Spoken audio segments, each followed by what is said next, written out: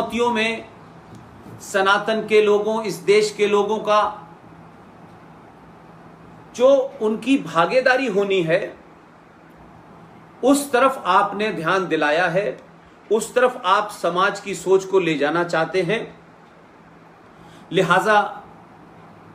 मंदिर निर्माण और भविष्य की चुनौतियां,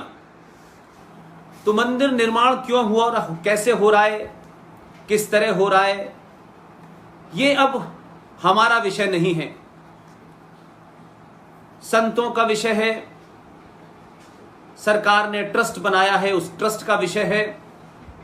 मंदिर कितना बड़ा बनेगा, कितना भव्य बनेगा, कितने समय में बनेगा, कौन कौन आएंगे, कौन कौन जाएंगे, ये कोई बहुत महत्व नहीं है एक लंबे इतने बड़े दुनिया के देश के इतिहास में। लेकिन आने वाली नस्लें ये जरूर पूछेंगी कि मंदिर निर्माण का काम हुआ, 500 साल की लड़ाई और 150 साल की न्यायिक कानूनी पेचीदगियों से निकलने के बाद बहुसंख्यक हिंदू समाज के दौर में 70 सालों तक एक हिंदूवादी सरकार के इंतजार के बाद न्यायालय ने एक फैसला दिया और आज मंदिर का रास्ता साफ हो गया है, न कोई कानूनी अड़चन है। और यह महज इत्तेफाक है, क्योंकि जिस तरफ आपने भविष्य की चुनौतियों की तरफ बात कही है, उसमें से पहली चुनौती तो यह थी कि अगर यह फैसला आ भी जाता,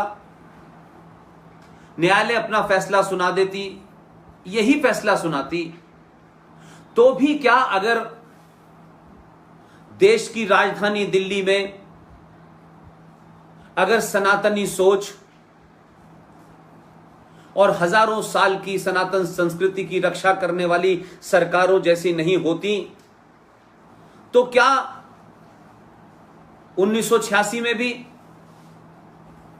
सुप्रीम कोर्ट की 5 जजों ने एक फैसला दिया था और वो फैसला सर्वसम्मति से आया था, लेकिन दिल्ली में ऐसी सरकारें बैठी थीं कि सुप्रीम कोर्ट के उस फैसले को उन्होंने कुछ जिहादियों के दबाव में पलट दिया था। मैं बात कर रहा हूं शाहबानो के केस की। यह तुलनात्मक अध्ययन इस समय मुझे अगली नस्लों को बताने की जरूरत पड़ रही है कि कोर्ट तो बहुत फैसले देती है। कोर्ट ने शाहबानो पे फैसला दिया, लेकिन संसद के अंदर वोट बैंक के चाटुकार बैठे हुए थे। इस देश को दारुल हरब से दारुल इस्लाम में बदलने वाले लोग बैठे हुए थे, उनका दबाव था, जिसके चलते न्यायालय के फैसले को भी संसद में बदल दिया गया।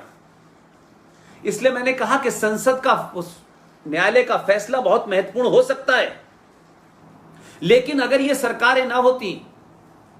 और अगर केंद्र में भी ये सरकार होती और उत्तर प्रदेश में कोई दूसरी विचारधारा की सरकार होती जो इस्लामिक जिहादियों के डर से संविधान को भी नहीं मानती, न्यायालय को भी नहीं मानती, संसद को भी नहीं मानती,